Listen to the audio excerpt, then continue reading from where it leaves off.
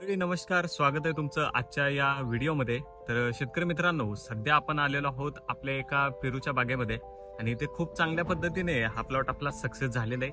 त्याच्यावरतीच आपली आज थोडीशी चर्चा होणार आहे आणि कशा पद्धतीनं आजपर्यंत उत्पादन या प्लॉटमध्ये निघलेले आहे आणि अगदी पहिल्याच बहाराला खूप चांगल्या पद्धतीने या प्लॉटचे सध्या पैसे झालेले आहेत. याची थोडीशी माहिती आपण शेतकऱ्यांकडून घेणारच आहोत.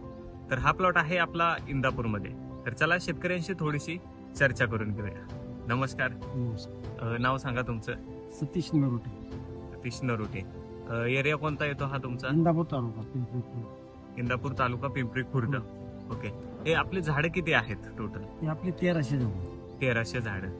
ठीक आहे. हा पहिलाच बहार होता आपला? पहिलाच भाग. पहिलाच बहार. तर पहिला बहार पकडताना जे काही तुम्हाला नवीन अनुभव आला, काय समस्या अडचणी काय वाटलं तुम्हाला, त्याच्याबद्दल थोडीशी माहिती आपल्या शेतकऱ्यांसाठी. आम्हाला थोडं पहिला बार धरत असताना टेम्परेचरची थोडी टेम्परेचरचे फक्त अडचण आली, पण साहेबांनी सांगितलं वरनं झाकल्याशिवाय काय मालाची क्वालिटी येणार नाही, हा तर आपल्या हातात लागेल नाही तर अवघड होईल. हा हा. मग साहेबांच्या सल्ल्याने आम्ही वरचा हे झाकून घेतले ओके. आणि पैसे साहेबांच्या सल्ल्याने चांगले करून दिले. का तर आम्हाला 50,000 फॉर्म बसलेला आहे. ओके. आता पूर्णपणे पूर्ण झालेला आहे प्लॉट. हा, पूर्ण. आणि रेटच्या बाबतीत विचार केला तर 50+ आम्हाला रेट सापडलेला आहे. काय अडचण 50+ सध्या आपल्याला रेट गेलाय. गेले. जो आपला माल होता मार्केटला माल अगदी मागेपर्यंत अगदी माल दिले मार्केटला मागितलं गेला. अगदी आपण जेव्हा मार्केटला घेऊन जात होता तुम्ही माल, तुम्ही स्वतःही एक व्यापारीच आहात आणि मार्केटमध्ये आपल्या मालाला म्हणजे जी काही क्वालिटी आणि जी काही रेंज आहे, रेट जो आहे तो सगळ्यात चांगला भेटला की मिनिमम असं काही? नाही, आपल्या मालाची क्वालिटी अशी कुणाकडेच नव्हती या चालूच्या सीझन. चालूच्या सीझन आपल्या माल बाहेर काढायचा कशामुळे हीच टेन्शन नव्हतं. प्रत्येक 2 टनाच्या पाठीमागे नाही तर 3 नाही तर 2 कॅरेट निघायची, ती बी ते दप्ती म्हणून निघतो. थोडेसे हिटमुळे हिटमुळे शिर वगैरे मिलीभाग काही सुद्धा आढळला नाही. पूर्णपणे मालाची क्वालिटी चांगली असल्यामुळे आवरेज जुळणं असल्या उन्हाळ्यामध्ये की मालाचं आवरेज जुळणं फार अवघड होतं. आम्ही दुसऱ्यांचा माल कटिंग करत असताना निमा आमच्याकडे याचा निमा बाहेर जायचा आणि आपल्या प्लॉट मध्ये असे रिटर्न म्हणून काढायसाठी काहीच वाटलं नाही. काहीच नाही. आवरेज 400, 200, 300, 200+ माल खूप निघेल. खूप निघेल आणि ते बी सुंदर निघेल. सुंदर एकदम क्वालिटीचा माल. क्वालिटी त्याच्यामध्ये शेर म्हणून नाही, काय नाही. हम्म. आता जे माल आहे ते कालच कटिंग केले, त्यात नाही चुकून राहिलेला माल आहे. चुकून राहिलेला माल. हे चुकून राहिलेला का तर कालच आपण साहेब 50 कॅरेट आपण दिले. तुमचा लेट फोन आला त्यामुळे राडा झाला. आता पूर्णपणे हे माल म्हणजे राहिलेला काल लेबर म्हणून चुकून राहिलेला माल आहे. एकदम टॉपचा माल असता तर तुम्ही सुद्धा बघून एकटी वाटला असता का तर खूप टिकलं. हे पूर्णपणे मालाला पाहिजे एकदम शायनिंग आणि चकाकी. अडचण काहीच नाही आली की मालाचा अवरेज बघून आणि व्यापारी दुसऱ्यांच्या कटिंग कमी रेटला असून सुद्धा बी आपला माल 1-2 रुपयांनी जगापेक्षा जास्त गेलं. तर आमचं जे काही मार्गदर्शन मिळालं तुम्हाला आमच्या टीमचं, ग्रीन क्रॉप इंडियाचं जे काही टोटल आपण औषधं वापरली, त्याचा खर्च कसा वाटला तुम्हाला? सगळ्यात जगापेक्षा खर्च कमी आणि अवरेज जास्त आणि क्वालिटी साहेबांच्या सल्ल्यामुळे आपण राहिलो नाही तर आमच्या बी भागात भरपूर दुकानदार आहेत, पण अशी क्वालिटीनं असा माल काढणं अवघड आहे. आणि मेन पॉइंट काहींचा फॉर्म गळूनच गेला, म्हणजे मालच गळून गेला. साहेबांचा सल्ला नसता आमचा बी फॉर्म घालायची वेळ आली नसती. 100%. साहेबांच्या सल्ल्यामुळे तर आमचा कमीत कमी ते 10 टन तर गेला. कायला 1 टन बी माल गेला. सगळेजण आमच्या संग धरले होते, पण माल सगळ्यांचा फॉर्म घातल्यानंतर 99% गळून गेला. साहेबांच्या सल्ल्याने आपण फॉर्म घालवस तर माल गळला नाही. एकदा जेवढा आपण फॉर्म बसला तेवढा आपल्या हाती माल लागला. गळी म्हणून असल्या टेम्परेचर म्हणून गळलाच नाही. कायला फॉर्म घालायची वेळ झाली. ओके.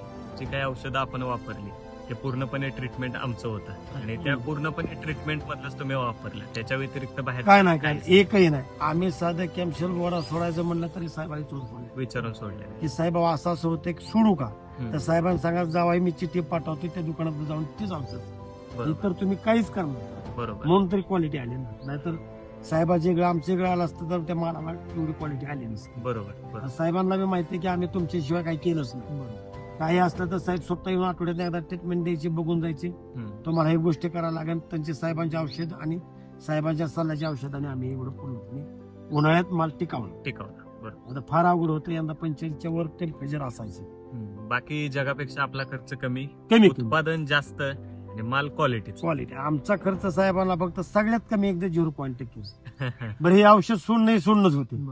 साहेबाकडून घेतलं काय, लोकांकडून घेतलं काय, त्याला काय औषध करणं पण बेसल डोस नाही, खात भरणी नाही, साहेबांनी सांगितलं बाबा कमी खर्चामध्ये करूया, हम्म.